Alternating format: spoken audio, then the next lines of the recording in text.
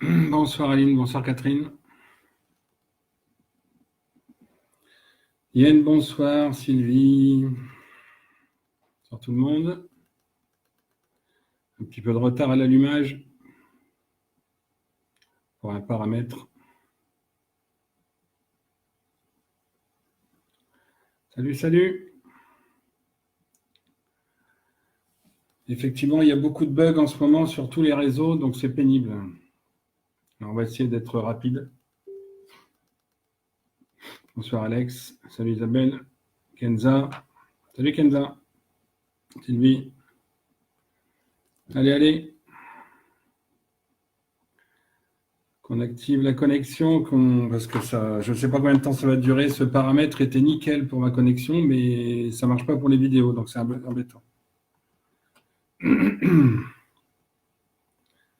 Alors. Chaud. Oui, c'est chaud. C'est le pic, c'est compliqué. Autant dire que c'est pas plus mal de tout éteindre demain soir parce que ça ne marchera pas. Donc, autant, voilà. Le magnétisme est à son comble. Ça tombe, beaucoup de gens n'arrivent pas à se connecter. Bon, des personnes n'interviennent pas. Il va falloir que je démarre relativement rapidement.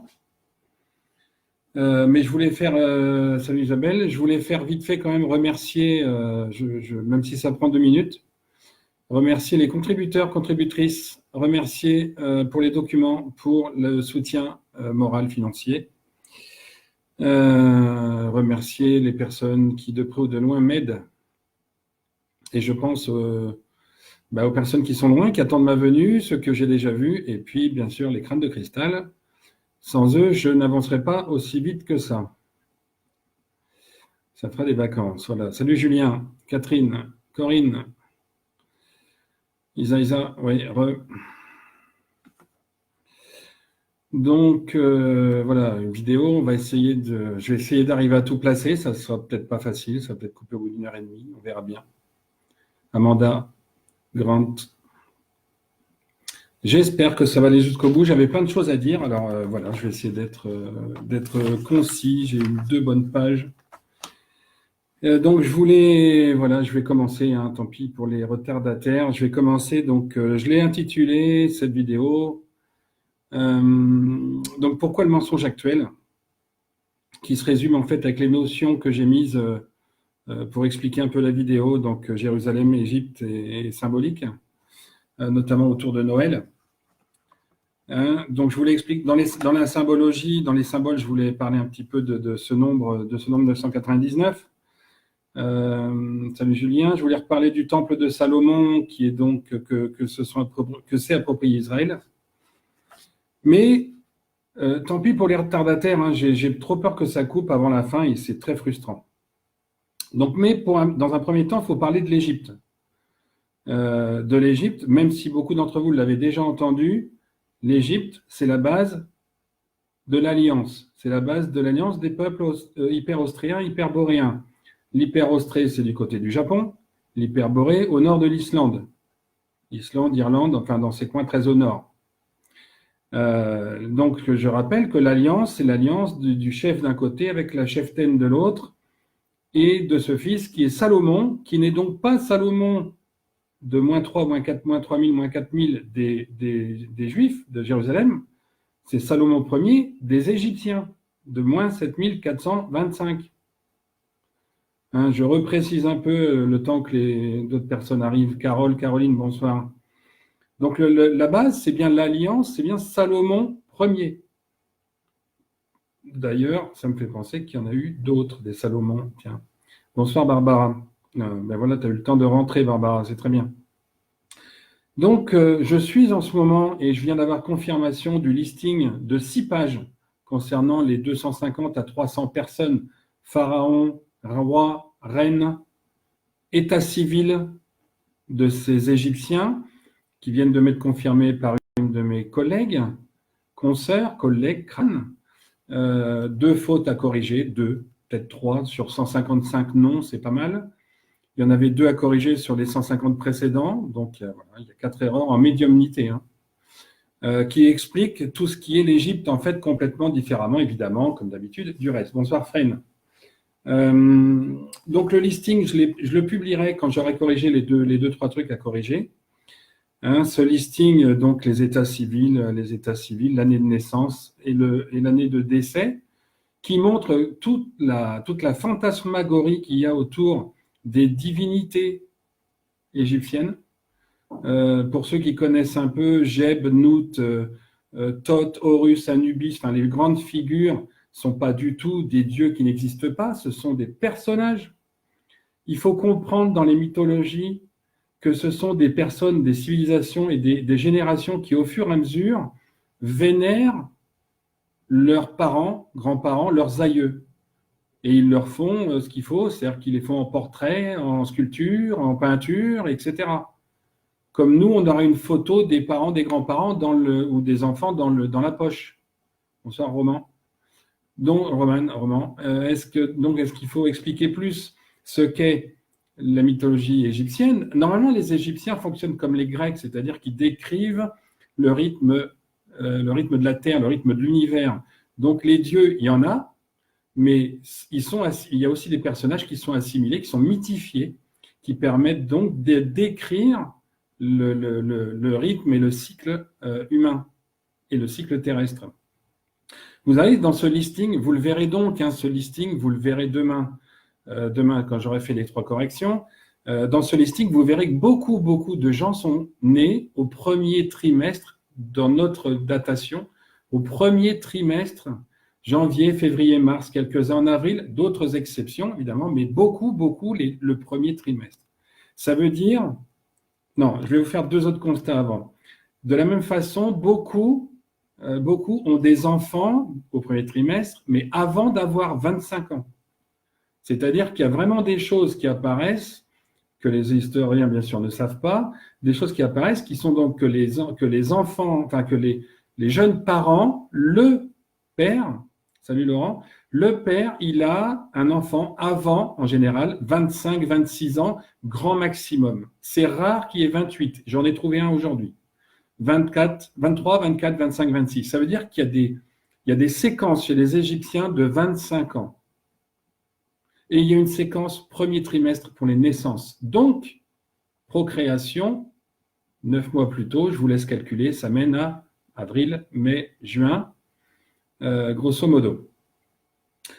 De la même façon, il y a une autre étape à 50 balais, 2 fois 25, où la personne, où le roi en place, on va dire, bonsoir Laurent, quand le roi en place a un enfant qui a un enfant, enfin un garçon qui a un garçon, il deviendrait pharaon. Pharaon, ça serait quand la lignée s'installe, quand le roi a un fils. Quand le fils devient donc roi, parce qu'il a un fils avant 25 ans, et du coup, le grand-père devient pharaon.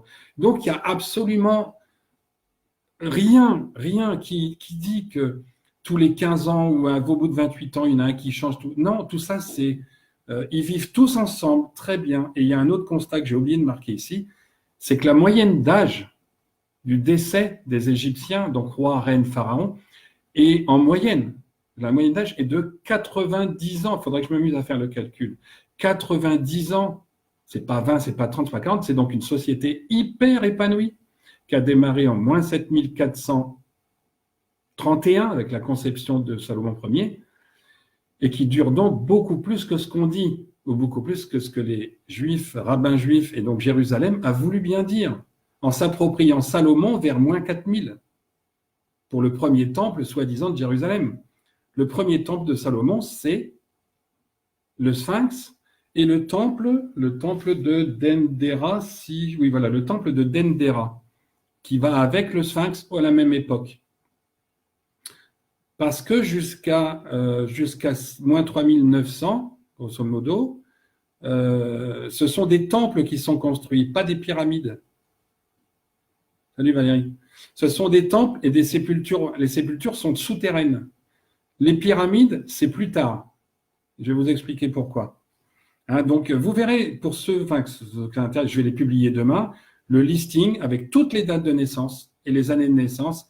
Et merci à Valérie d'avoir vérifié de son côté. J'ai cramé l'épaule pour la peine, mais c'est pas grave, ça va revenir. Hein, on aura envie d'en refaire demain. Donc, tout a été vérifié. Vous aurez le listing complet. Alors, il y a encore des trous, mais je m'aperçois en parlant que j'ai oublié des trucs. Donc, il y en aura forcément encore une dizaine, une trentaine, parce qu'il y a des moments où il y a des trous dans cette séquence égyptienne. Mais on constate quand même des faits importants liés aux coutumes, liés au cycle de 25 ans. Bonsoir Jocelyne. On peut supposer aussi qu'après 75 ans, ils sont divinisés. Ils sont élevés à un rang encore plus haut que Pharaon. Ou bien il y a une étape prince, roi, pharaon. Il y a ce que je vous livre là, c'est brut de décoffrage, c'est d'hier, avant-hier, aujourd'hui. Salut Michel. Voilà, donc c'est le moment des révélations, c'est pour ça que je le dis, c'est pour ça que j'ai travaillé dessus, tout comme je travaillerai semaine prochaine et semaine d'après sur la mythologie grecque cette fois-ci. Et ensuite, sur le côté Japon, mais bon, il y a encore des étapes. En dehors de ce qui se passe aujourd'hui, qui m'a ralenti un peu aussi. Hein. Donc, vous voyez vous verrez, faites-moi confiance, quand vous verrez les tableaux, de la même façon que le tableau sur la famille sainte du Christ, avec les dates de naissance, là, vous aurez des dates de naissance, beaucoup ciblées donc au premier trimestre pour nous, qui pour eux était l'hiver, si on peut dire, la récolte en fait. Ça veut dire qu'ils s'arrangeaient pour ensemencer, au sens vulgaire du terme, aussi bien la terre que madame. C'est-à-dire que l'idée de conception se faisait en même temps que de planter les graines. Elle venait, non, je suis en train de dire une connerie, puisque les graines, c'est en novembre. La conception se faisait juste avant la crue du Nil. Pardon, la crue du Nil, c'était le 15 juin. Autour du 15 juin. Ça durait pendant 4 mois. Juin, juillet, août, septembre. 15 juin jusqu'au 15 octobre, quelque chose comme ça. Bonsoir Isabelle. Et donc, pendant 4 mois, la crue du Nil elle amenait le limon. Et ensuite, on plantait, grâce à ce limon qui fertilisait les plantations. Et de la même façon, avant juin, il y avait conception pour que, premier trimestre, il y ait la naissance. Vous verrez sur le listing, c'est flagrant, c'est parlant, c'est même inouï qu'il y ait personne qui ait cherché, comme pour les enquêtes policières, comme pour d'autres sujets, à se servir de cette médiumnité. Parce que l'air de rien, ça fait comprendre j'en ai des frissons tellement c'est comme on dirait les nuls, c'est boulifiant. Hein, ils étaient comme les Grecs, il y avait l'influence du soleil, donc Ra est bien un dieu, évidemment, le dieu soleil, il y a le dieu lune, il y a évidemment d'autres dieux, la terre, tout ça, le ciel, évidemment, mais ça a été confondu après. On a confondu avec la représentation de Geb, de Nout, sachant que Geb et Nout, j'ai mon listing à côté de moi, pour juste vous donner un petit aperçu. Geb et Nout, l'aperçu, c'est que je ne le retrouve pas trop assez vite. Geb et Nout, donc les parents d'Isis, par exemple, sont de moins 4940. Donc, ça n'a vraiment rien à voir. Le truc qu'il y a à voir, c'est le problème de compression du temps lié au mensonge du temple de Salomon. On a supprimé tout ce qui était entre Salomon et Geb-Nout. Tout ça, et pourtant, dedans, il y a Horus et Anubis qui sont frangins dans tout ça. Et après, je vais vous dire d'autres choses parce que c'est vraiment hyper riche ce qu'on a trouvé là, avec cette recherche. Hein. Alors, autre chose aussi par rapport à la descendance chez les Égyptiens. Les seuls hurluberlus qui ont pu parler d'inceste sont des gens contemporains qui savent très bien qu'aujourd'hui, dans notre société, à nous, pervertis, il y a de l'inceste de partout. Vous le savez comme moi, en ce moment, on parle que de pédophilie, de pédosatanisme et compagnie. Il y a de l'inceste de partout aujourd'hui. Hein, les hommes sur leurs filles, tout ce qu'on peut imaginer de pourri et tordu. Du coup, la seule justification qu'on ait par rapport à l'Égypte, elle s'est éteinte à cause de ça. Or, primo, elle a duré 3500 ans de plus que ce qu'on dit. Deuxio, les frères et les sœurs se mariaient uniquement pour la couronne, pour garder le titre dans la descendance, dans la famille. Donc, régulièrement, ils pouvaient se marier avec une demi-sœur précédente ou avec une cousine, se marier, oui, mais jamais, et pardon d'être vulgaire, mais jamais ils ont baisé en famille. Désolé d'être vulgaire, Mais là, ça m'insupporte de trop d'entendre encore ces gens dire que l'Égypte a fini parce que c'était consanguin. C'est absolument faux. Les mariages étaient consanguins. Oui, et encore, sur 3-4 générations, c'est faux. En fait, ils avaient des enfants avec le riche, avec le ou la riche bourgeois ou bourgeoise, en général voisin ou voisine, qui était d'un propriétaire terrien, d'où l'idée de semence, de récolte. En général, le plus riche, c'était une société qui fonctionnait entre bourgeois, si on peut dire. Il y avait une question de dignité, de mérite. Vous voyez, donc l'homme allait voir une bourgeoise, une riche propriétaire, c'était le cas déjà en abattait, plus tard en abattait. Marie-Madeleine, sa mère, son père était marié avec sa sœur de son père, donc sa belle-mère, c'était sa tante. Mais son père, il a eu Marie-Madeleine avec Rabbi Hanan, qui est une voisine propriétaire terrienne, qui avait plein de récoltes, qui était voisine du palais d'Arétas IV, le père de Malika de Magdala, donc héritière du trône et non pas prostituée, bande de voyous. Donc ils se mariaient ensemble, certes, mais ils ne copulaient pas ensemble.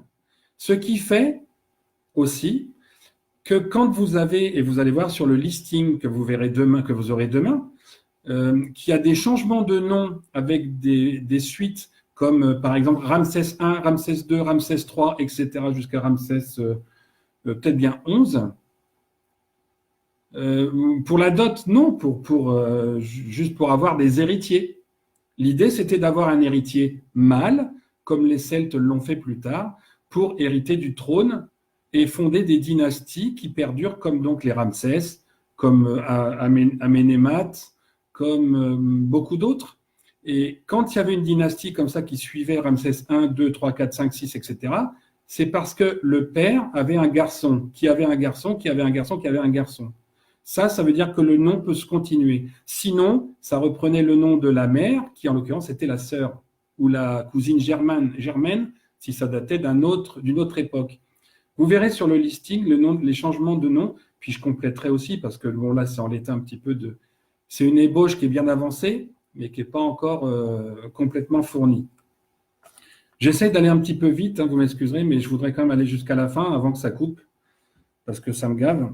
Voilà, donc, ces recherches, elles ont permis aussi de dater les temples. Alors, au besoin, je reviendrai sur tout ça enfin, une fois que j'aurai tout présenté, comme ça, si on a du temps avant que ça coupe, on le fera. Ça permettait de dater les temples et donc de savoir qui le représentait vraiment. Si vous avez un temple en moins 6000 qui parle de Salomon, qui est né en moins 7400, ça posera un problème dans l'analyse. Donc, ça permet de décortiquer tout ce qui est dit comme conneries dans les blogs à droite à gauche et même par les historiens. Puisque les temples, on a pu les dater. Donc, on peut recadrer les déductions, on peut les reformuler, on peut savoir qui est sacré, on peut savoir qui représente quoi.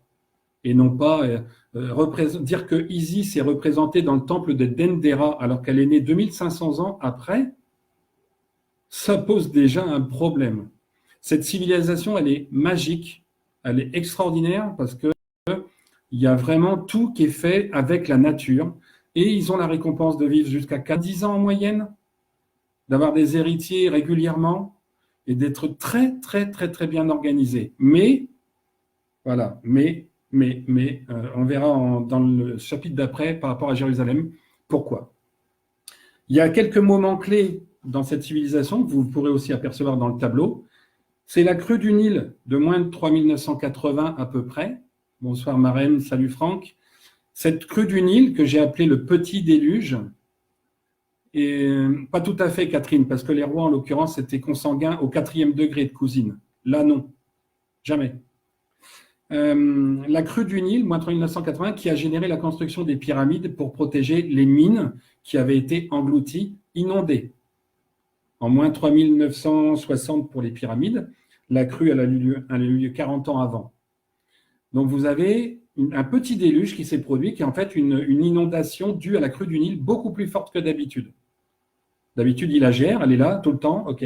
Mais là, il y a eu une crue plus importante, et donc ils ont construit des pyramides sur les mines d'or de diamants et de lapis-lazuli du roi Salomon Ier. Ces mines, elles sont là depuis très longtemps. C'est ce qui a fait converger les populations, les civilisations hyperborées. Et ces mines, elles ont donc été protégées par des pyramides. Et c'est là qu'on a commencé à voir arriver des pyramides pour tout le monde. Des grandes pyramides pour les pharaons, des petites, plus petites, pour les rois, reines et enfants. Alors, les pyramides, elles ont été donc faites un peu plus tard. Il y a 3 frères. Il y a un autre moment important, c'est quand il y a trois frères qui sont Khéops, Képhren. Ce sont 2 frères. C'est pour ça que les pyramides en même temps sont Khéops et Képhren d'un côté, même si la grande, c'est pas Khéops, évidemment. Mais il y a un 3e frère qui est en fait le demi-frère. Et ça vous surprendra peut-être, mais ce demi-frère, c'est Moïse. Parce que Moïse, c'est le demi-frère de Khéops et de Képhren. Donc les 3 pyramides là, Khéops, Képhren, et donc l'autre, c'est Moïse, Képhren, Khéops. Ce ne sont pas eux qui les ont faites. Mais elles leur ont été attribuées. À peu près 1000 ans plus tard, elles leur ont été attribuées. Ils se les ont accaparées. Khéops, Képhren, demi-frère de Moïse. Sachant que dans la grande pyramide était cachée à ce moment-là l'arche d'alliance. Donc Moïse avait la responsabilité de l'arche d'alliance, puisque Moïse étant le plus ancien, avait la grande pyramide.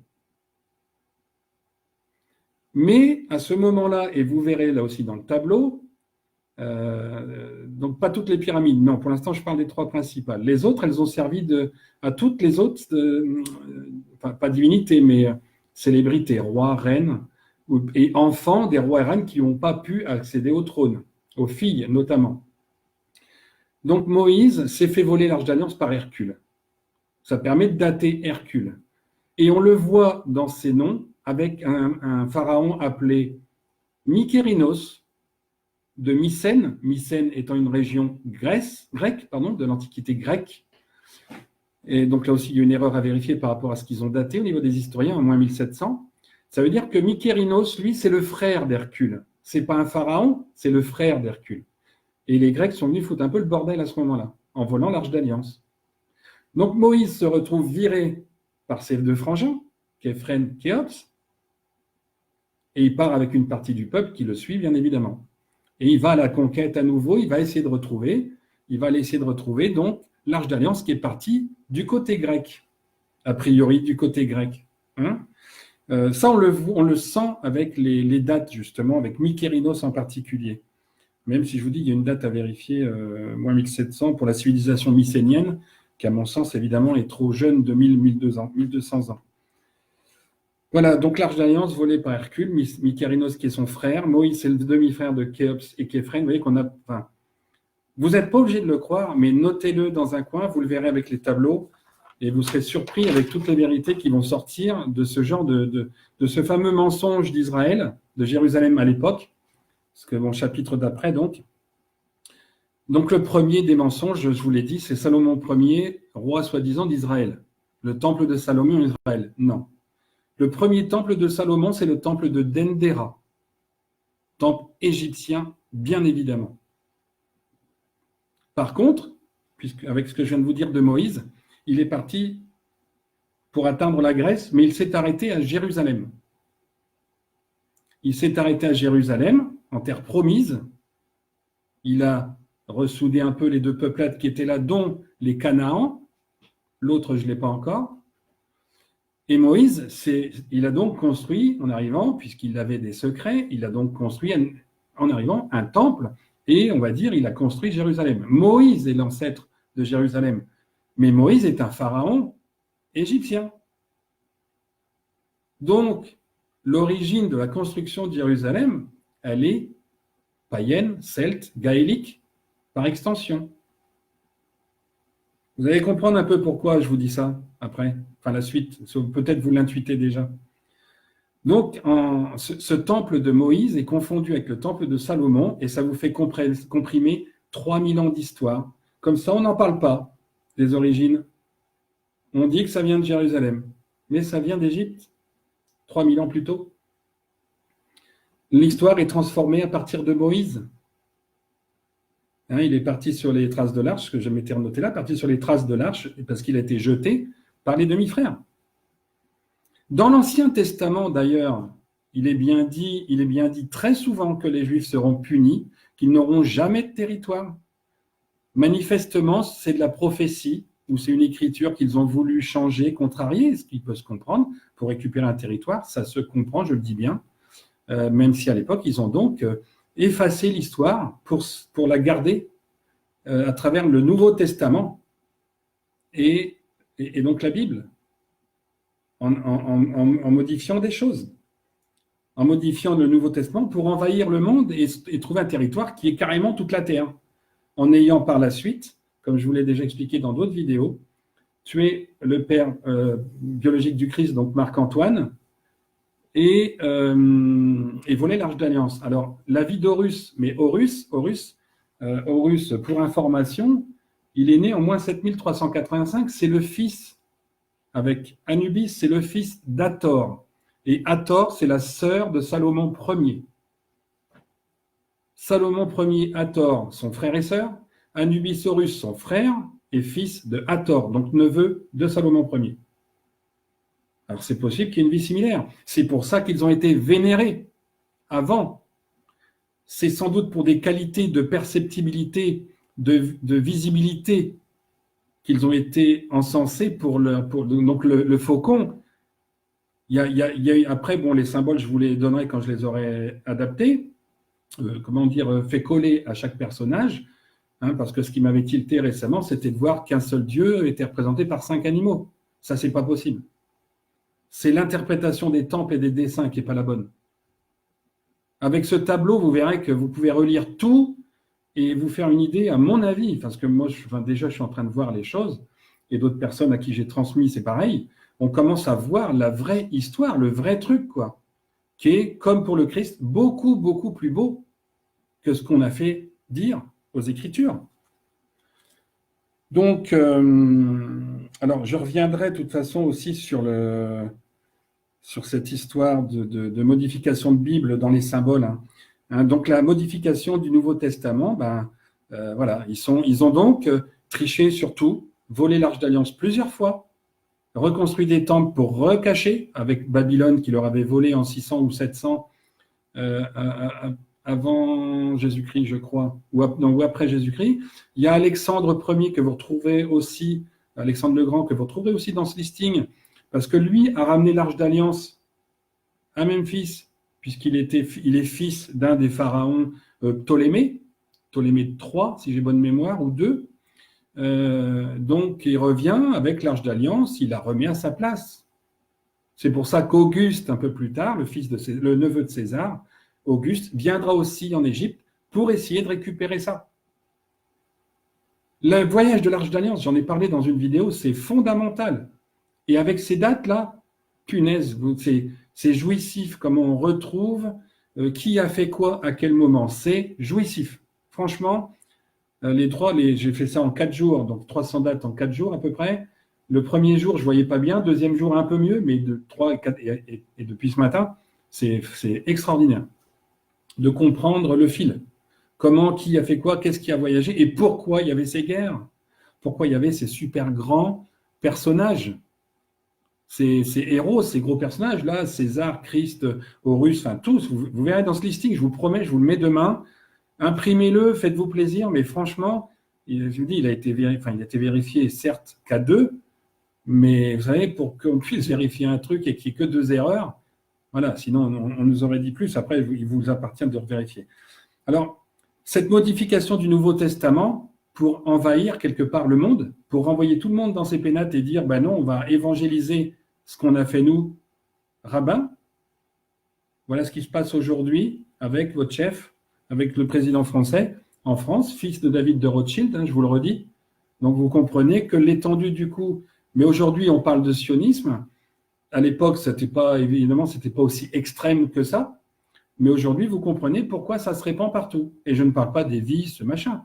Mais vous comprenez pourquoi ça se répartit partout. Ils arrivent au bout. Et c'est pour ça que ça s'inverse grâce à l'univers qui monte ses vibrations demain, donc, au top à 20h34. Les conclusions sont là. Conclusions de tout ça, elles sont là. pile poil sous vos yeux. D'où l'importance de révéler, de dire les choses. Alors, je suis allé un peu vite. S'il y a besoin, on reviendra après dessus. Comme ça, au moins, ça, c'est pas coupé. Hein. Je voudrais faire un troisième point, enfin un troisième chapitre sur les symboles, avant de revenir sur autre chose éventuelle, enfin à compléter le reste éventuellement sur les questions. Les symboles de Noël, de la croix, du 999, et revenir donc à Constantin, la Pax Romana et Aurélien, donc qui ont fait en sorte que ce soit tout dévié avec les fameux rabbins de l'époque, du IIIe siècle, correspondant à l'anarchie militaire romaine, 50 ans d'anarchie militaire, centré à peu près sur 272, moins 272, et Aurélien.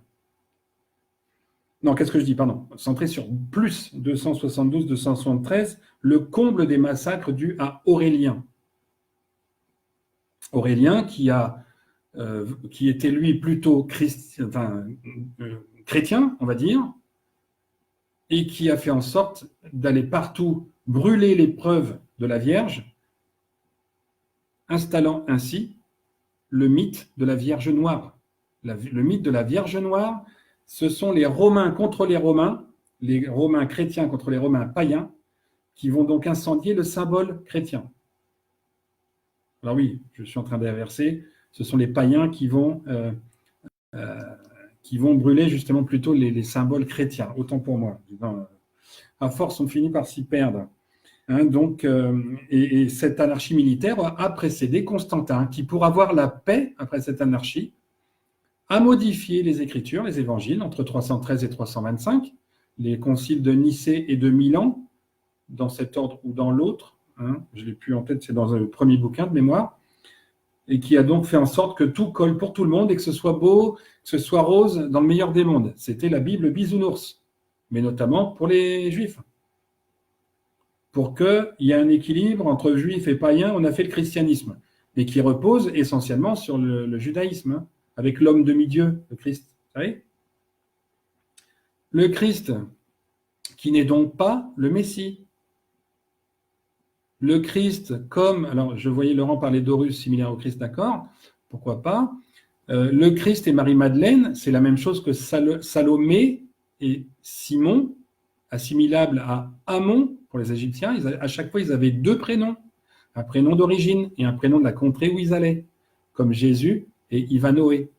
Un prénom celte, un prénom juif, enfin juif, adapté localement, comme son fils Lug, qui était appelé Siméon. Là-bas, Lug, chez les Celtes. Chacun, ils avaient toujours deux prénoms, un sur place et un chez eux. Toujours. En exagérant, tout comme il y aurait un Mohamed en Algérie qui s'appellerait ici Maurice. Excusez-moi pour les prénoms, l'originalité, mais je pense que ça devrait vous parler. Donc le Christ n'est pas le Messie. Il est comme Simon, qui vient d'Hyperborée, et Marie-Madeleine est-elle comme Salomé, qui vient de l'Hyperostrée. Et c'est l'alliance nouvelle qui est évoquée dans l'Église, symbole de l'alliance nouvelle. Ceux qui connaissent les textes savent de quoi je parle. L'alliance nouvelle livrée pour vous, c'est Siméon, leur fils, né à Nazareth, dans la fameuse étable, donc la crèche. Donc la crèche, contrairement à ce que dit monsieur Christophe Cressouplon, dont j'ai eu des nouvelles aujourd'hui par quelqu'un d'autre en vidéo, un certain David, que j'ai kiffé. Non, ça n'est pas païen, la crèche, c'est pas plus juif non plus, c'est un fait réel. Un fait réel. Siméon, Lug, est né dans une crèche, dans une étable, pardon, qui appartenait à Joseph, qui était un bras droit qui était un bras droit de Marie-Madeleine, qui était un nabatéen, Joseph.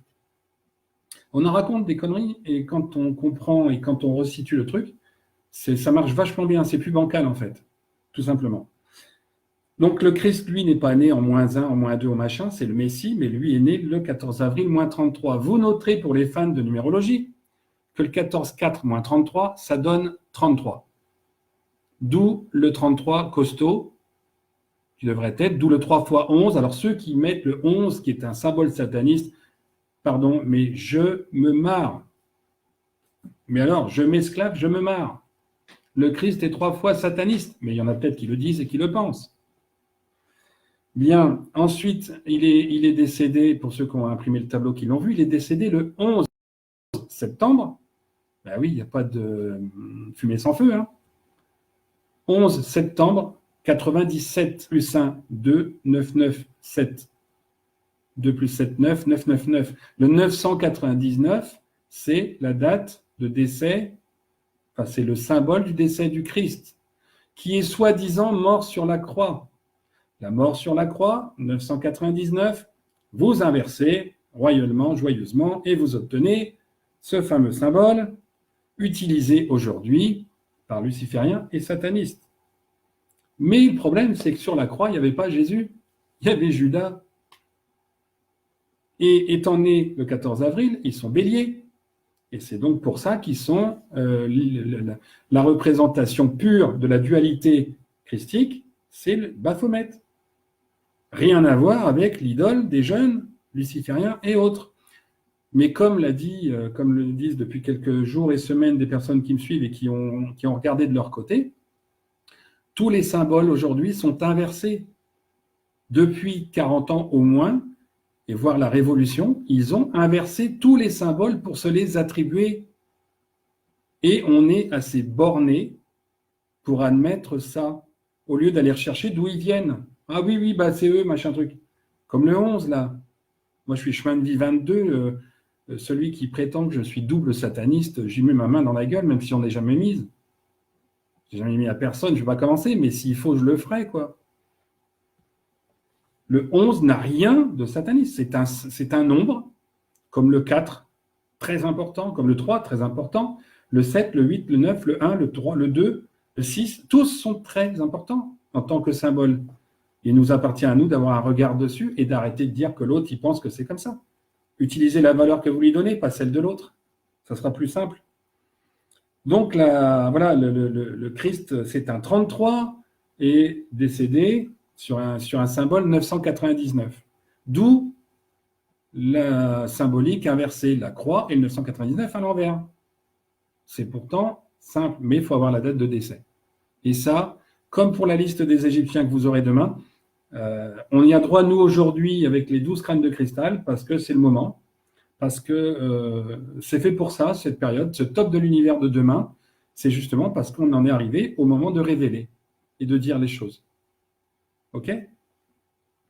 Alors, autre chose, la crucifixion, là, c'est évidemment aussi dans les bouquins, au moins dans le premier, la crucifixion Pâques, à l'époque, donc en -1, et rappel, il n'y a pas d'année 0 en passant.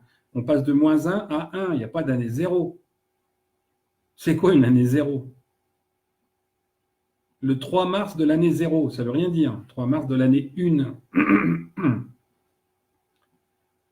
Jésus est né à Saint-Nazaire ? Non, il est né dans le 02. Aujourd'hui, dans ce qui est le 02, ce qui n'était pas le 02 à l'époque. Vous voyez, il n'est pas, voilà, il est dans le nord-est. Jésus est né dans le nord-est, dans le 02. Je n'avais pas encore dit le département. Mais ça se saura, puisque son corps y est encore, y est revenu. Il y a vécu, mais ce n'est pas Saint-Nazaire. Et c'est surtout pas non plus dans la partie sud, c'est surtout pas au sud de Paris, qu'on soit bien d'accord. C'est pas dans les paillettes ou dans le soleil, dans le strass, non. C'est pas chez les Cathares, ils ont encore 2 corps, mais ce ne sont pas ceux-là. C'est au nord de Paris, ou peut-être un tout petit décalage, peut-être de 20 km, sur la ligne 20 km en dessous de Paris, mais c'est pas Saint-Nazaire, c'est pas Lille, c'est pas Brest, c'est pas Marseille, enfin bref, je ne vais pas vous faire tous les villages ou toutes les villes. Donc pour revenir à la crucifixion, Pâques, il y a 2000 ans, enfin 2018 ans exactement, 2019 ans, c'était un 25 décembre. C'était le dimanche 25 décembre -1. L'année dernière, donc juste avant que l'Apocalypse ne se mette en place vraiment sur les 4 années, l'année dernière, on est revenu, c'est complètement faux, Marie-Madeleine. Elle est morte aussi à ce que j'appelle Arcadie, donc dans le 02. Tout comme d'autres personnages. Et les corps ont d'ailleurs été ramenés avec eux, puisque tous les corps sont au même endroit. Sauf 2, la mère de Marie et Jean le Baptiste, si je me rappelle bien, qui sont chez les Cathares, du côté, comment ça s'appelle, à Périos. Voilà, Périos. Ce que j'ai dit à monsieur André Douzet, qui m'a jamais répondu d'ailleurs, peu importe. Non, il n'y a que ces deux-là qui sont dans le sud, tout le reste c'est dans le nord, au même endroit, Arcadie. Ça s'appelle Arcadie, comme j'ai expliqué dans d'autres vidéos, parce que là, c'est là où tout converge. L'arche de Dieu, le berceau, le cercle, le cycle qui se ferme.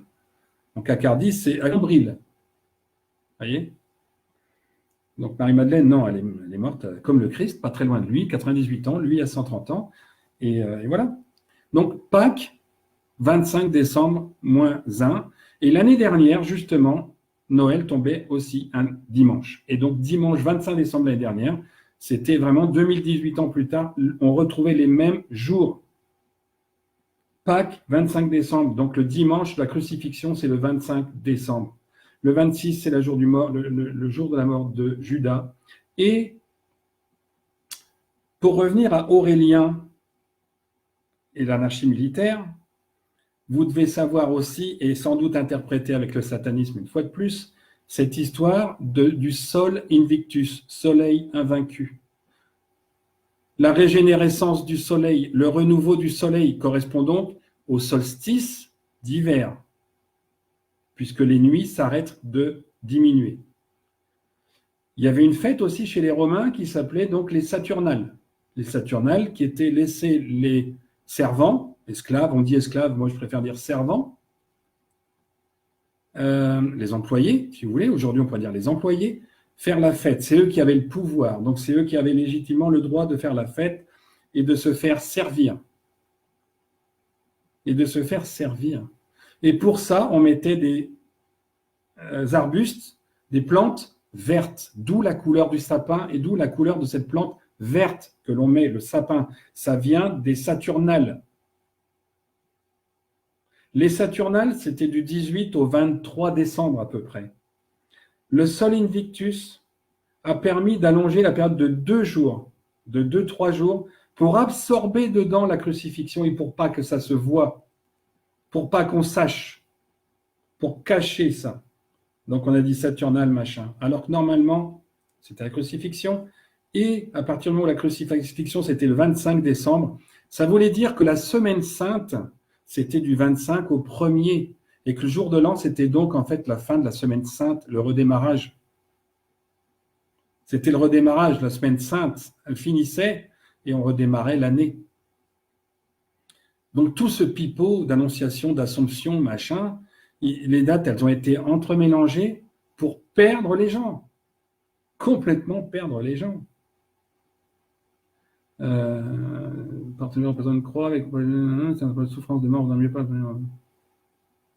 Mais la croix, c'est pas un symbole de.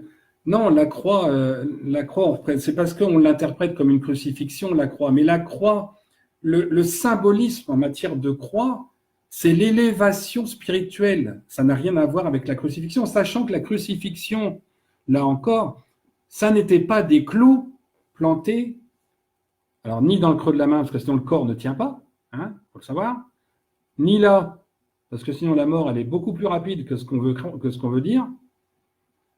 C'était des cordes qui maintenaient grâce à un clou.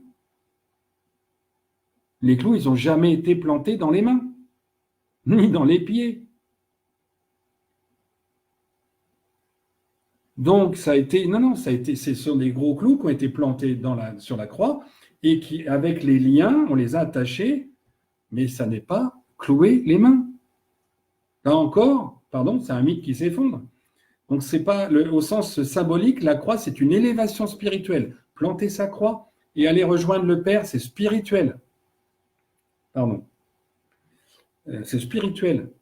Tant qu'on n'a pas planté la croix, on est Adam, homme pécheur. Adam, je le répète, ADAM, ce sont des lettres qui veulent dire nord, sud, est, ouest. Orient, Occident, Septentrion et Midi. Donc, ce sont des lettres qui sont là pour l'homme pécheur, qui va pécher les gens, qui va pécher les informations pour sa propre vie. Et l'élévation spirituelle, on plante sa croix, son fardeau, on le dépose, on met sa croix et on monte rejoindre le Père, c'est le spirituel. Là, c'est de la symbolique. Mais il faut aller un peu plus haut, si je puis dire. Donc, voilà quelques précisions, alors, qui sont dans les bouquins, évidemment, mais je voulais le redire, parce que cette histoire de 11, le symbole 999, je leur dis une fois de plus, les Saturnales, le Sol Invictus, c'était important aussi, parce que ça montre tout ce qui est caché, au même titre que ce que je vous disais, au niveau des Égyptiens, des 3000 ans, compressés, comprimés par les historiens, par les rabbins juifs ou les historiens d'après. Après, je ne sais pas forcément encore qui précisément a eu envie de faire ça, mais c'est presque simple. Hein. Donc, pour en revenir, pour finir, on va dire, au moins la première partie, au moins tant que ça n'a pas coupé, il y a donc, tout ça, ça a été, donc le Sol Invictus, Noël, machin, tout ça, ça a été maquillé pour qu'on cache la crucifixion, pour qu'on cache le symbole païen. Donc la chrétienté, le christianisme à l'époque, il a démarré sur, bien sûr, plusieurs mensonges, grâce aux rabbins juifs, qui ont aidé Constantin à faire les nouvelles écritures. Ils ont donc masqué ça pour que le symbole païen, le Christ, c'est un symbole païen, pour l'effacer des tablettes. Malheureusement. Et c'est ça le truc. Vous voyez ? Donc la symbolique... Enfin, je pense que je vous ai... Est-ce que j'ai oublié un truc ? Non. Donc c'est ça que je voulais vous dire en fait par rapport à tout ce BINS. Alors je l'ai fait un peu vite, si vous avez des questions, n'hésitez pas. Je l'ai fait un peu vite parce que j'avais peur d'être coupé. Au moins là, si ça coupe, je ne recommencerai pas. Vous avez, je pense, l'essentiel bonsoir Anne, de ce que je voulais vous dire par rapport à Noël. Donc Noël, évidemment, c'est pas une fête. Noël, c'est donc en fait, normalement, ça devrait être Pâques le 25 décembre. Ça devrait être Pâques. Il est en fait mélangé à Noël au sens des Saturnales et du solstice. Et si on revenait un peu à la définition celte, païenne, du paganisme, on fêterait tout simplement le jour qui augmente. Donc, en l'occurrence là, le 22 décembre.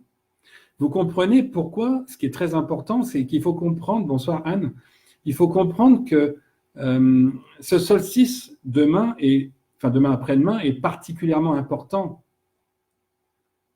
puisqu'on revient aux valeurs que l'univers veut, c'est-à-dire aux païens, aux gaéliques, aux hyper-austriens, on revient aux vraies valeurs universelles, ce qui ont été bafouées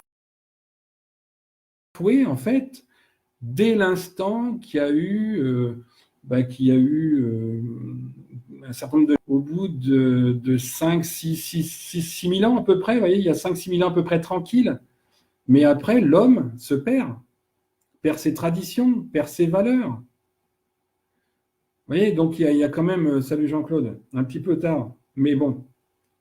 Hein, donc Noël, non. Alors on va laisser aux enfants évidemment la joie d'ouvrir des cadeaux pour ceux qui en ont, laisser la joie aux adultes d'en avoir aussi, en espérant qu'ils n'aient pas fait de folie à 450 € comme je l'ai dit pour l'opération 1083. Souhaiter évidemment que ça se passe bien pour tout le monde, même si ça va être compliqué. Parce que ce qu'il faut savoir, c'est quand même que l'énergie là qui va se dégager demain à 20h34, le top, ça correspond donc au top de l'univers. Ça veut dire que le symbole opposé du Christ, l'antéchrist, il vous appartient de savoir qui c'est, ça ne va pas être facile pour lui. Forcément, puisque les dimensions, la pyramide inversée, et j'entendais parler aujourd'hui dans un document à certain David que la pyramide c'était un truc Illuminati machin. Non, pas seulement, c'est aussi la pyramide inversée. C'est ce qu'on est en train de faire entre les crânes de cristal, entre vous qui suivez, qui partagez, qui essayez d'expliquer, qui fournissez des documents, l'inversion des pyramides. C'est parce que la société s'organise de façon pyramidale. Regardez les Égyptiens. Et j'ai envie de dire, peut-être pas une bonne fois pour toutes, parce qu'on abordera encore le sujet quand j'aurai d'autres détails sur les animaux représentatifs, les animaux totems. D'ailleurs, ça serait intéressant de comparer avec des listes d'animaux totems sur éventuellement d'autres pyramides, d'autres endroits, les liens de parenté entre chaque. comprendre la sœur, le frère se marier, la sœur, là c'est le fils de la sœur, là c'est le fils du frère. Quand il y a le fils du frère, mais la fille de la sœur, ben, c'est le fils du frère qui est sur le trône. Si le frère a une fille, la sœur a un garçon, ben, c'est le garçon, donc ça ne sera pas le nom du père, ça sera le nom que la femme, que la mère aura choisi, que sa sœur aura. Et donc, au lieu, voilà, vous voyez comment ça peut changer dans une dynastie. Oui, Laurent, je suis d'accord avec toi. On peut offrir un de mes livres, c'est un cadeau intelligent. Oui, même dans l'hypoconsommation, ça ne serait pas idiot parce qu'il y a des choses dedans, dans ce que je viens de vous dire, qui sont évidemment dans ces bouquins. L'histoire des pyramides sera plutôt dans le deuxième.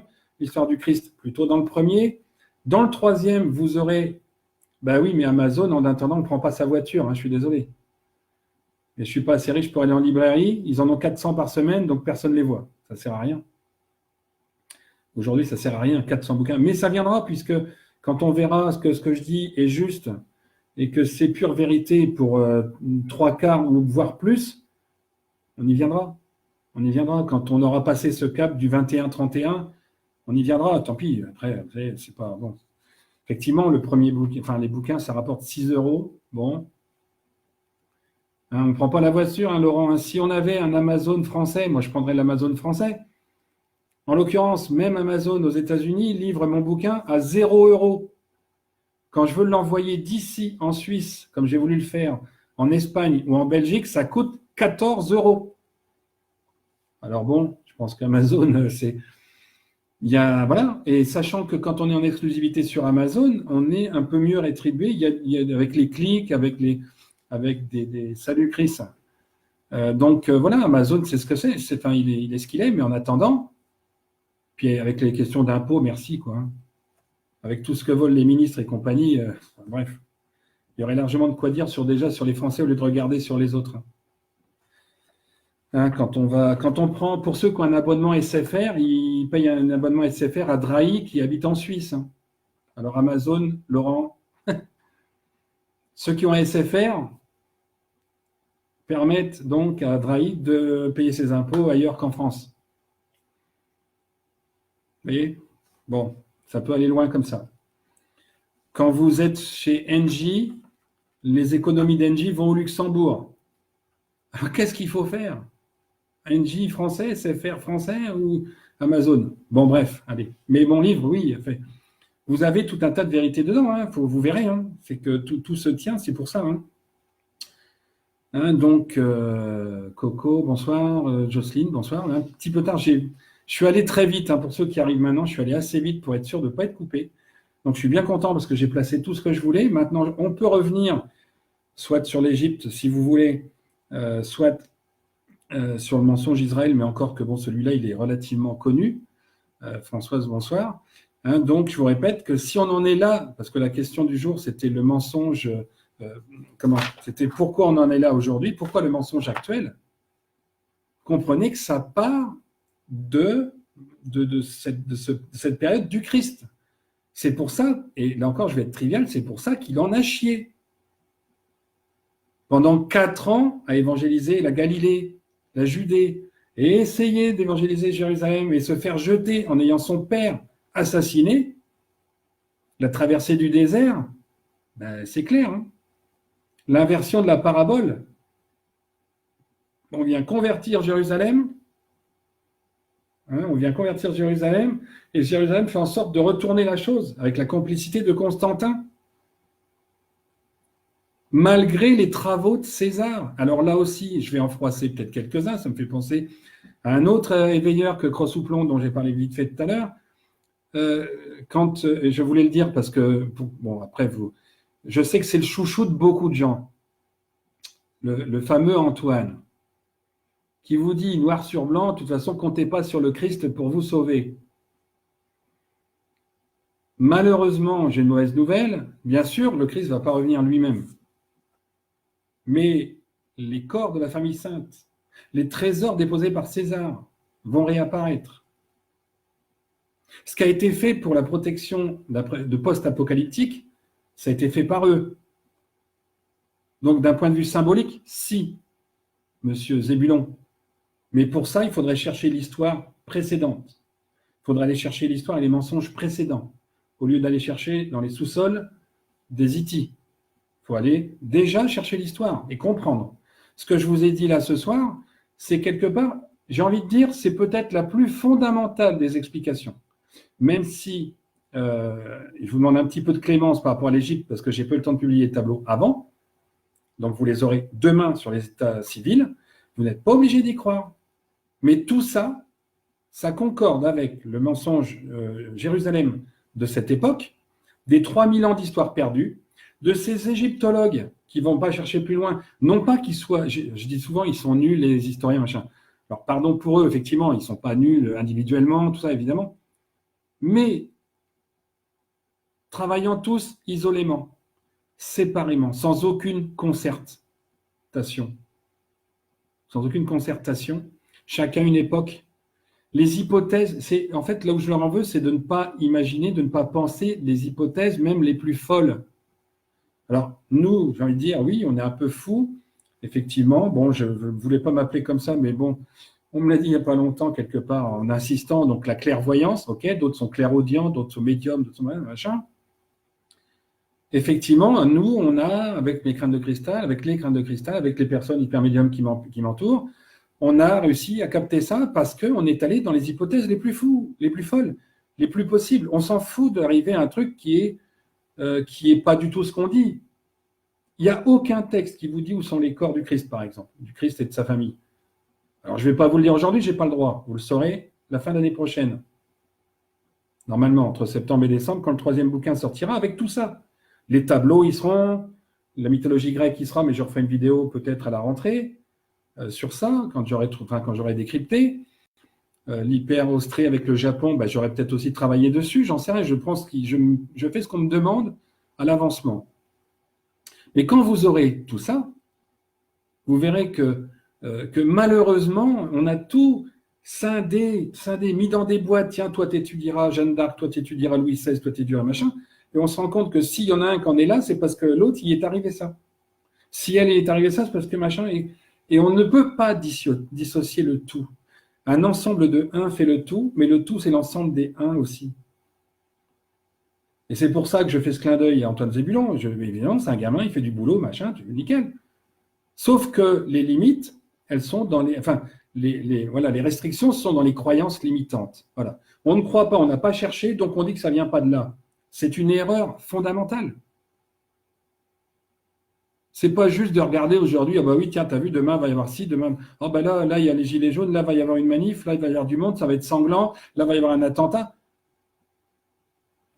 Mais ça, il n'y a pas besoin d'être éveilleur pour ça. Alors, parlez bien, ouais. À une belle gueule, ok. Bon, maintenant, je ne suis pas jaloux, hein, je m'en fous. Hein. Complètement. Je préfère savoir ce que je sais que de paraître ce qu'il paraît, lui et d'autres d'ailleurs. Hein. De toute façon, aujourd'hui, on voit bien, et je sais que pour avoir échangé en privé, parce que là aussi, je pense qu'il y a certaines personnes parmi vous qui peuvent attester du fait qu'on peut me joindre. En privé sur Facebook, oui, mais au téléphone aussi. Hein. S'il y a besoin d'explications sur un sujet, sur une date, sur une époque, on peut m'appeler. Alors c'est sûr, je n'ai pas 15 000 personnes. S'il y avait 15 000 personnes, il n'y aurait pas besoin d'appeler, vous auriez les preuves sous les yeux. Et il y en a beaucoup, je vois les petits cœurs passer, beaucoup peuvent témoigner qu'on peut m'appeler s'il y a besoin d'un détail. On peut discuter 1 heure. Oui, Chris, j'aime bien les rousses, mais j'aime bien les brunes et ça ne m'a pas empêché d'aimer les blondes. Que ce soit dit. Mais j'ai un faible pour les rouquines, c'est vrai. Mais ça n'empêche pas que je peux téléphoner, je peux avoir un appel aussi d'un homme. Hein, c'est pas du tout un contre-emploi. Hein. Non, mais voilà, donc je suis joignable. Alors, pas tout le monde en même temps, bien sûr, il faut espacer, bien sûr. C'est vraiment en clairvoyance et en radiesthésie, en rhabdomancie de 5h du mat à 10h30, quoi, grosso modo, hein, avec des espacements, bien sûr, le matin, le temps de faire mon sudoku, de faire travailler la cervelle, de faire ces listings qui m'ont pris 3h, 3h30 par matinée, qui me crament carrément la fatigue, mais ça ne m'empêche pas de téléphoner. Donc, tous ces trucs-là, vous ne le ferez pas avec les autres, jamais. Parce qu'ils tourneront, parce qu'ils vous diront comme ce qu'ils ont dit en vidéo.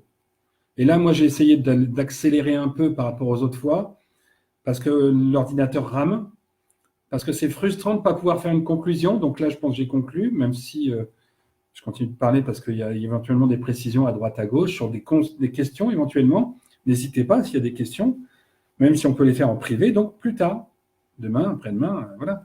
Hein. Donc, qu'est-ce que je voulais dire? Voilà, donc j'insiste encore une fois, on est dans une période hyper chelou, hyper importante. Le pic de demain, c'est bien parce qu'après, le château de cartes s'effondre. Ça a commencé. Mais comme Chris, tiens d'ailleurs, ça tombe bien qu'il t'ait fait la dernière remarque, comme Chris l'a fait remarquer dans un post, le blé et l'ivraie. Le blé et l'ivraie sont à maturité. Vous avez vu, des gens commencer à tomber. Vous voyez vous-même sur le net, là, sur la toile, sur Facebook, de plus en plus de personnes comprennent et partagent cette histoire de pédosatanisme, de pédophilie organisée et compagnie. De plus en plus, vous les partagez. Tous. Continuez, parce que ce château de cartes a commencé à tomber. Le blé et l'ivraie sont à maturité. Ça veut dire quoi au niveau d'une parabole que je n'ai pas recherchée, je n'ai pas eu le temps en venant. Ça veut dire qu'on peut arracher la mauvaise herbe. Parce qu'on sait la reconnaître maintenant de la bonne. Il y a encore un peu d'effort à faire, notamment en matière d'éveilleurs, dont un qui tombera sans doute le premier pour ses excès de pédophilie en 91-92. Mais ça viendra. Et tout ça, au fur et à mesure, le château de cartes, l'herbe, elle va s'arracher. À commencer probablement par demain soir. Même si on le sait que dans 10 jours, d'ailleurs. Peu importe. On est vraiment dans un mensonge qui a duré 2000 ans, 2019 ans, qui est parti de l'assassinat de Marc-Antoine, demi-frère maternel, demi-frère utérin de César, Marc-Antoine, et père de Jésus-Christ et de Judas. Oui, alors justement, Laurent, Rorschach, ça fait partie de ceux que je ne supporte pas dans ces délires. Mais chacun va me chercher midi à sa porte. Ceux dont j'ai entendu parler, qui allaient encore à peu près bien, il y a un certain David, dont j'ai vu la vidéo tout à l'heure, qui dit des choses très très bien. Il y a un certain JC2R, bon, on va dire, qui est le dernier du classement des meilleurs ou des moins mauvais, on va dire. Des meilleurs, on va dire. Et L2HR, LHRV, LVRH ou HR, je ne sais plus. Ce sont des gens que je vois très rarement. Parce que malheureusement, au bout d'un moment, au bout des 2/3 d'une vidéo, ils disent des choses qu'ils ne savent pas. Alors, c'est peut-être prétentieux. Eh bien, c'est prétentieux, je le dis, oui. Nous, on a accès à tout le reste. Donc, beaucoup moins de contemporains, parce que finalement, c'est la violence, entre guillemets, classique. Ça correspond à ce qui doit se passer pendant l'Apocalypse. Ah, Mystique 888. Moi, je l'aime bien, Mystique 888.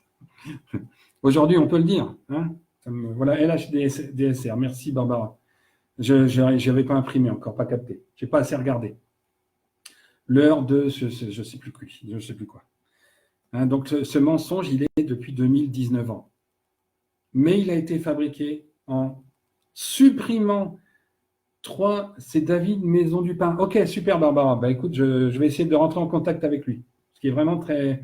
Pour ceux qui ne savent pas, hein, Barbara le note là, David Maison du Pain, donc excellent. Chris, oui, Judas, c'est le frère jumeau de Jésus. Il est né 4 heures plus tard, donc il est l'aîné normalement. Mais il est père, enfin, je me suis trompé en disant hermaphrodite, voilà, l'heure de se réveiller. Il n'est pas hermaphrodite, mais oui, il est transsexuel. Enfin, il a une déformation qui fait qu'il a une poitrine, en tout cas, Judas. C'est pour ça le Baphomet. Et comme il est vénal et qu'il a vendu en fait l'Arche d'Alliance qui arrivait avec son père Marc-Antoine, il a été encouragé par les Juifs à dire les choses, etc., etc. Et donc ils ont su. Il a trahi le secret en fait. Comme Talleyrand l'a trahi à Napoléon beaucoup plus tard. Hein, bon, bah, c'est bien, tout le monde connaît sauf moi, mais c'est pas grave. Docteur François Chabot, oui, il en parle effectivement, David Maison du Pain.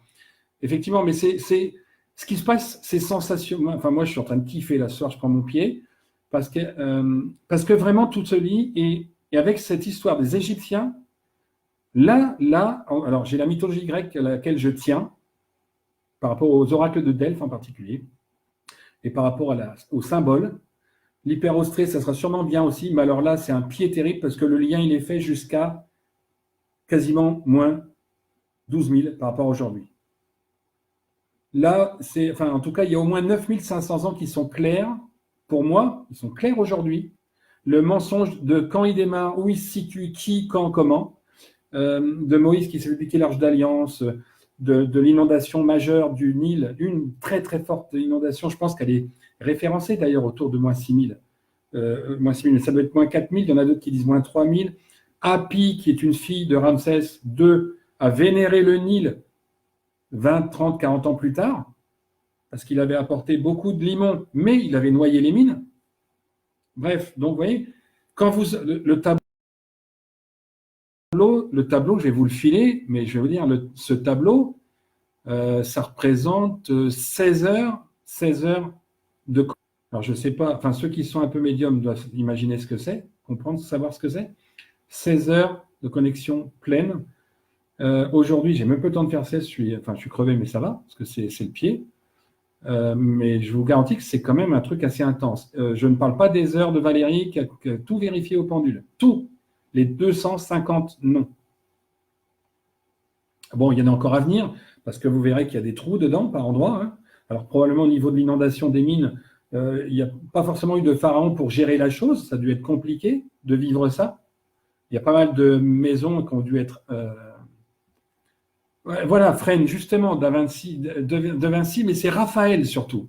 C'est Raphaël qui a peint Marie et les deux enfants qui se ressemblent trait pour trait. Marie qui est blonde, parce qu'il faut savoir que Marie est blonde et que Marie-Madeleine est brune. Donc, quand vous voyez une brune du côté Raphaël, de Vinci et les peintres de cette époque, quand vous voyez une brune avec un enfant, c'est Marie-Madeleine. Quand vous voyez une blonde avec un enfant, c'est du pipeau. Dans les églises, c'est Marie-Madeleine qui est représentée. C'est la société matriarcale au sens égyptien, grec, nabatéen, celte. C'est une société où la femme garde le temple, garde la maison, veille sur les enfants et éventuellement sur le pays pendant que l'homme chasse ou procède à des échanges commerciaux. En Nabaté, Arétas IV, le père de Marie-Madeleine, Joseph d'Arimathie, pour les Juifs, Arétas IV pour le côté païen, partait avec les chameaux et un certain nombre de personnes vendre l'encens, la myrrhe dans les pays lointains. Les femmes gardaient le pays. Dans la société matriarcale, c'est pas comme aujourd'hui où la femme va au boulot. Là, c'est une société plutôt misogyne aujourd'hui, mais ni patriarcale ni matriarcale. La société patriarcale, c'est pas parce que l'homme commande.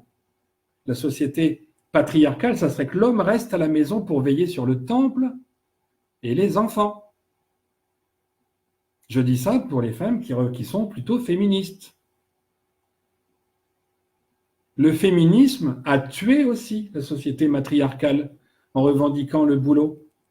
Attention, aujourd'hui, je ne critique pas qu'une femme veuille bosser, puisque c'est nécessaire, c'est très compliqué, mais je reviens juste aux origines et du mot et du sens d'une société matriarcale nabatéenne, égyptienne, grecque. La femme veille sur le temple.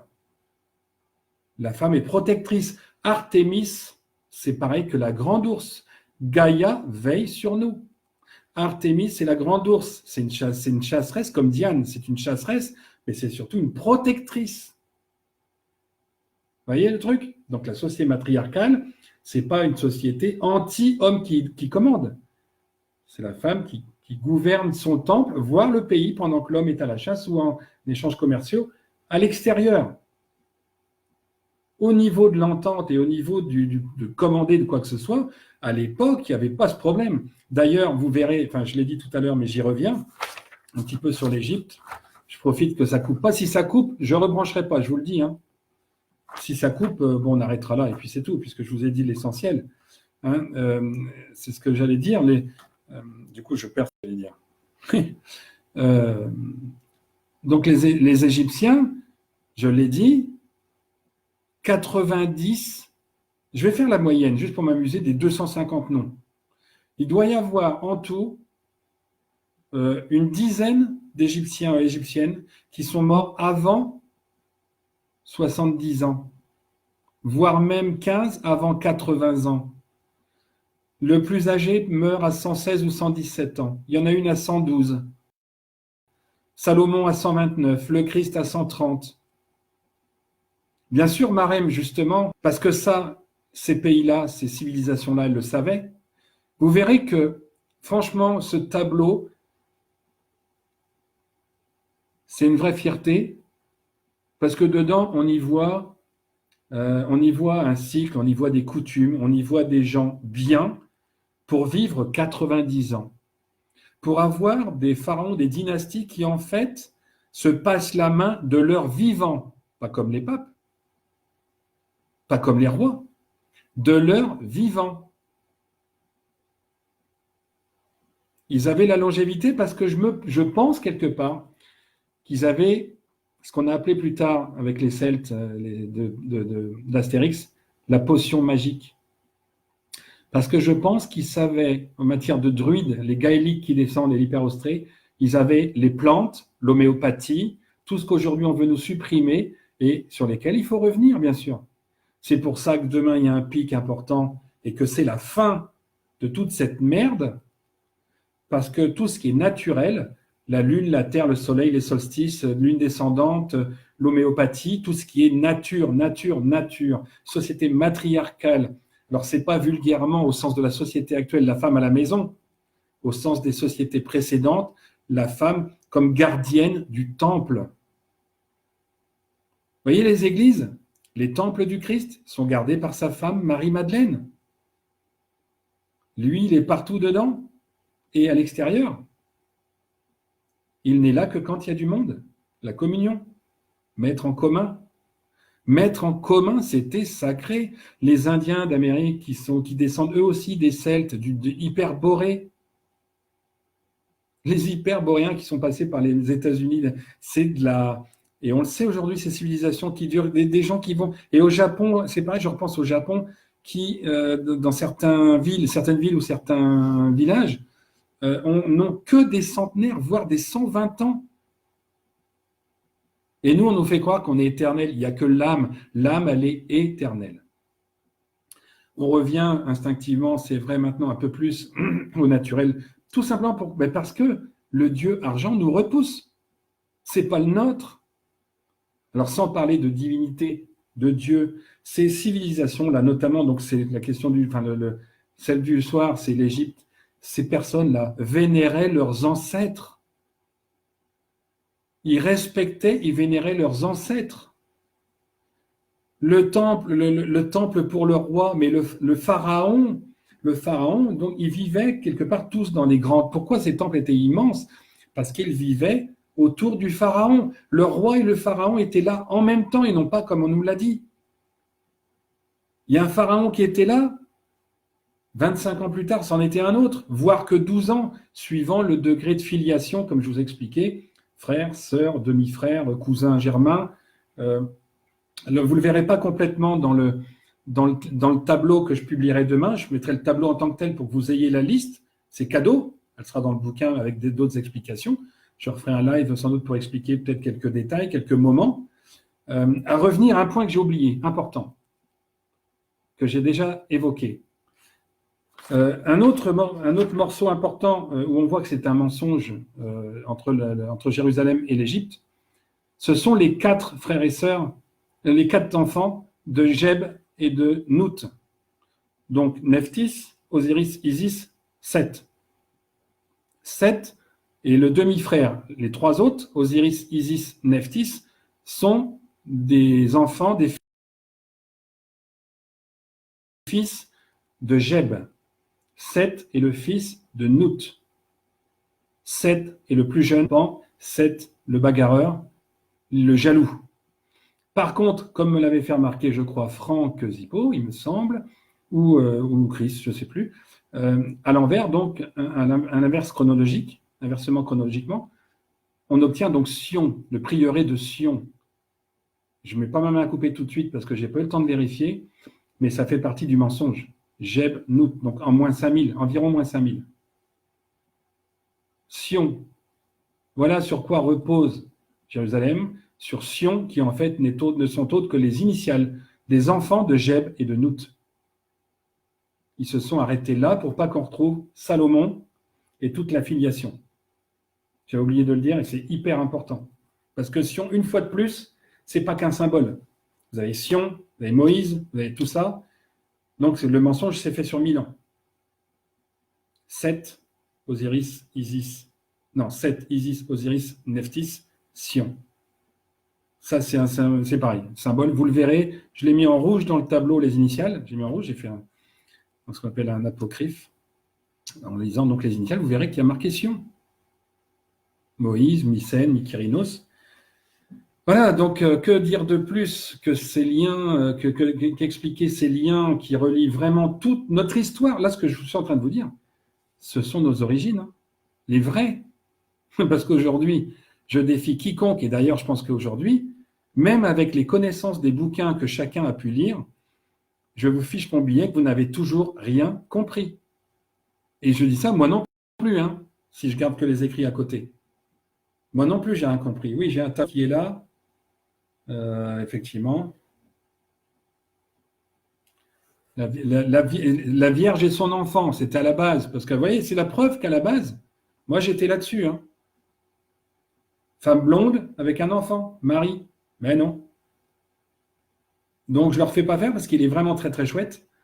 Mais j'étais parti là-dessus. Donc, vous voyez, comme quoi, d'ailleurs, oui, c'est un bon rappel, comme quoi, au départ, je n'étais pas du tout dans ce que je suis en train de dire. Il y a 5, 6 ans, 7 ans. Ce tableau m'a parlé, mais, vous voyez, en fait, ce tableau est mensonger. Marie-Madeleine était brune, elle est cachée derrière la Joconde. Sur le tableau, il y a son portrait avec un diadème dont personne ne veut parler aujourd'hui. Ils font semblant de ne pas le savoir, mais il y a quand même un scientifique qui, avec 13 fréquences, a réussi à balayer et à regarder ce qu'il y a en dessous. Il y a un portrait de femme brune avec un diadème. C'était Marie-Madeleine. Tout comme le vieillard dessiné par De Vinci, par Léonard, ben le vieillard, c'est pas lui, c'est le Christ en fait, 130 ans. Un peu avant 130 ans, mais c'est le Christ qui est représenté. Et le diadème sous la Joconde, c'est Marie-Madeleine. Mais il ne fallait pas le savoir. Tout est crypté. Nostradamus, c'est crypté. Peut-être qu'il y aura du Nostradamus aussi, si Eric m'entend un jour.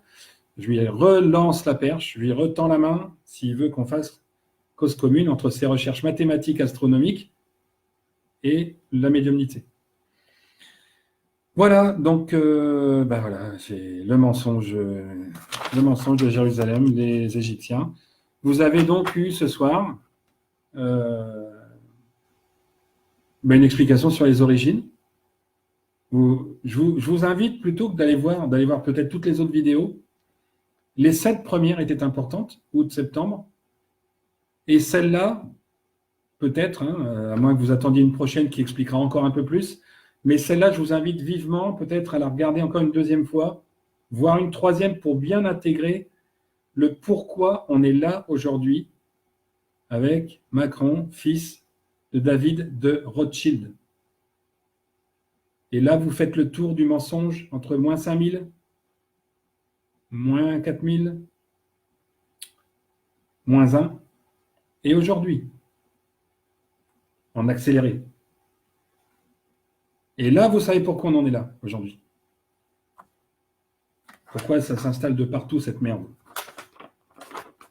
La toile d'araignée géante, elle est en train de finir parce qu'il y a eu ce... Et ça sera probablement comme ça. Peut-être pas le cycle d'après de 12 000 ans qui est dans la glaciation et qui est dans le déluge dans 12 000 ans, dans 1997, dans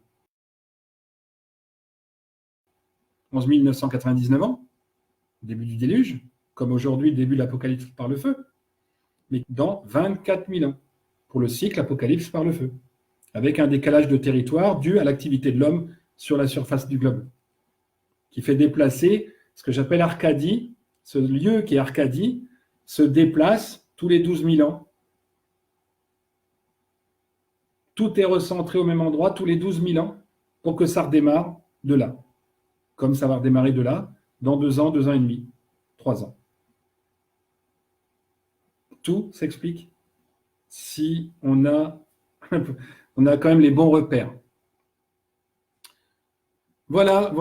Donc, écoutez, voilà, j'ai dit ce que j'avais à dire en espérant que ça vous a un petit peu parlé et très heureux de voir que ça n'a pas encore coupé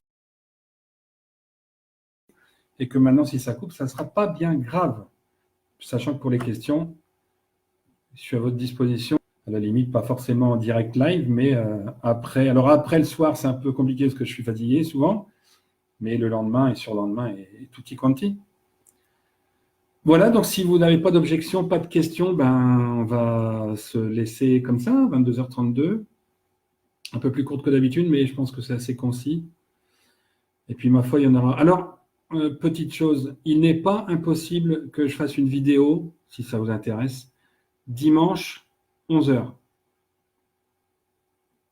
Un décryptage un peu du week-end et de ce fameux pic d'énergie demain. Ah oui, si. Je souhaite faire une vidéo dimanche 11h. Oui, j'ai oublié ça, c'est important.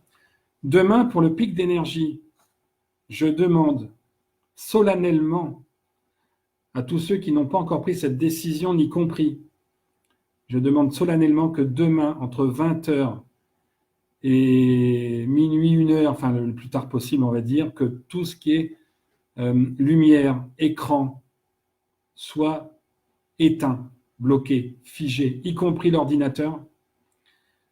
Je demande à ce que donc chacun mette 3 bougies minimum, pas une, si possible 3 minimum.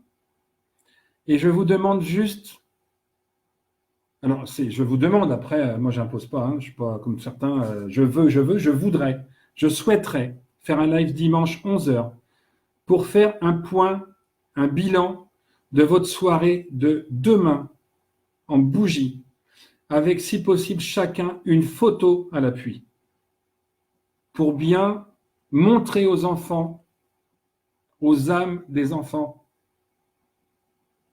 qu'on est là, et bien là pour eux, pour participer à ce mouvement universel.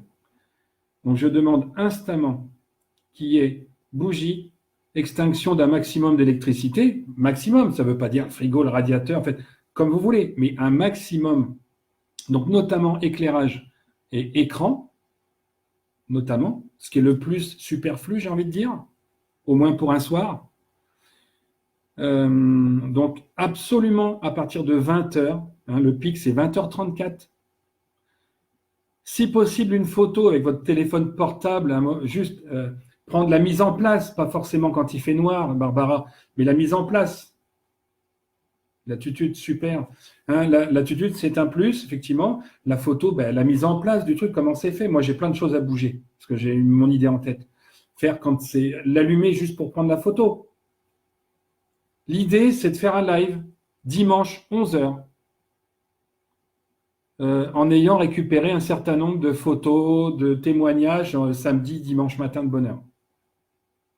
Voilà, c'est pour montrer qu'on est là. Voilà, c'est peut-être un petit caprice de ma part. J'en fais pas le matin d'habitude, etc. Mais quelque chose me dit que ça m'appelle. Voilà, quelque chose me dit que, en même temps, pour ce pic d'énergie demain, pour la journée de samedi, ceux qui bossent, Barbara, écoute, je peux pas. Désolé. Mais Barbara, on témoigne après. Ou avant, si tu veux le faire avant ou après. J'ai une amie qui le fait du Chili. Bon, ça sera à la bonne heure, mais si ce n'est pas la même heure, tant pis. Ce qui compte, c'est. Alors, Barbara et ceux qui travaillent, effectivement, ce qui compte, c'est l'intention. Donc, si c'est dimanche soir, on le publiera lundi. C'est pas grave. Je peux pas. On me dit, quelque chose me dit que c'est dimanche à 11h, il faut que je le fasse. Pour la messe, à peu près. Dans l'idée, la messe, vous voyez. Quelque chose me dit qu'il faut que je prenne l'antenne à ce moment-là. C'est instinctif. Donc, si le maximum de gens peuvent le faire, c'est ce qui compte. Participer au mouvement pour les enfants, s'il vous plaît, parce qu'il y a du sacrifice prévu demain soir ou samedi soir, voire les deux. Si on peut contrarier cette production avec cette façon de faire, je pense que ça sera bien. Donc voilà, dernier truc que j'avais oublié. Donc, probable vidéo dimanche 11h. Après, ça sera le jeudi peut-être suivant, on verra bien. Mais donc, dimanche 11h, probable vidéo. Et merci de bien vouloir participer. Alors, bougie, extinction. Et il y a que 3 bougies toutes simples. Hein, c'est pas... Les bougies, ce n'est pas forcément un cierge. Hein. Ça peut être des chauffe-plats. Hein. Chacun le fait dans ses intentions et dans sa manière. Une neuvaine, ça ira très bien. Bref, vous avez carte blanche, si on peut dire, mais plutôt carte noire, un petit café, carte noire, demain soir. Voilà, donc c'est ma dernière demande. Je ne demande pas grand-chose. Les bouquins, oui, c'est pour vous, plus que pour moi. Hein, je vous répète, 6 € par bouquin, ce n'est pas ça qui me nourrit.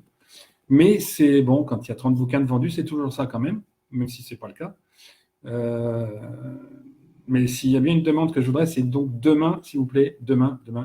Faites passer le mot, encouragez autour de vous à faire cette opération qui sera résumée, 1083, elle se sera résumée pour... on l'a fait pour quelques-uns, mais elle se résumera s'il faut qu'à ça, mais c'est hyper important. Hyper. Pour ce qui est de la Vierge Noire, vite fait pour répondre à... je ne sais plus qui m'a posé la question. C'est Jean, non? Oui, Jean. Se référer... Non, on peut se relier à la Vierge Noire. Il faut juste savoir de où ça vient. C'est les vierges qui ont été brûlées par les païens, les Romains païens, pendant l'anarchie militaire. Fermez les yeux, imaginez une bougie, pourquoi pas, mais si possible, des bougies chauffe-plat, 2 € les 50, 2 € les 20. S'il y a 2 € à mettre ce soir-là, ils sont là, je pense. Hein. Sérieusement, sincèrement. 3 bougies, dont une neuvaine. Une neuvaine, c'est parfait. Voilà, Moi, j'ai 3 bougies depuis 3 jours là. J'en mets 3 tous les jours. Donc voilà. Demain, normalement, j'en mets 9 ou 12, je ne sais pas encore. Ça va dépendre de la place sur la table et comment j'aurai eu le temps de virer tout ce qui a viré. Voilà pour ma dernière requête. Merci d'avoir suivi, merci d'avoir écouté. J'espère que vous avez entendu. Et pour les questions, plutôt demain que ce soir. Hein. Ah, Nathalie, Nathalie, c'est un peu tard, on a fini. Replay. Donc voilà, merci à vous. Et puis, j'espère que ça vous va. Et puis, elle sera donc sur YouTube, celle-là, puisqu'elle n'a pas été coupée. Elle sera sur YouTube demain, tôt le matin. Donc, je vous laisse là. Je vous laisse là avec mon éléphant d'un côté, le roi des animaux, portrait de ce qui devait être, l'épée, les décors, les boules, Crown Royal qui sera dégusté à partir d'après-demain. Merci à qui me l'a envoyé. Et encore merci à tous ceux qui participent à ce que je fais concrètement et virtuellement. Super. De rien Nathalie, donc un replay, bon replay, et puis à bientôt. Donc merci tout le monde. Allez, je vous dis donc dimanche 11h a priori. Bonne soirée à tout le monde. Bon vendredi, bon week-end, etc. Et donc demain soir, on sera tous ensemble, mais dans le noir. Tous ensemble dans le noir quasiment. OK? Je compte sur vous. Et à très bientôt. Bye bye. À bientôt. Merci.